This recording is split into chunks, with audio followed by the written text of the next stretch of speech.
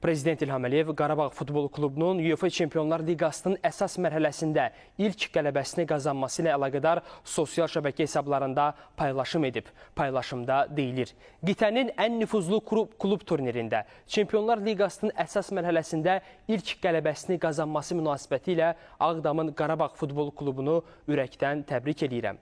Bu, Azərbaycan futbolunun, Azərbaycan idmanının tarixi zəfəridir. Qarabağın Avropanın köklü klublarından biri olan Benfica ilə səfər maçında oyunun gedişində möhtəşəm geri dönüş edərək parlaq qələbə çalması onun məğlub edilməz ruhunu, mübarizə əzmini göstərir. Bu qələbə ilə doğma komandamız Azərbaycan xalqına böyük sevinc bəxş etdi. Hər bir Azərbaycanlı Avropada xariqələr yaradan Qarabağla qürur duyur. Komandamıza Çempionlar Liqasının növbəti oyunlarında uğurlar və yeni zəfərlər arzu edirəm.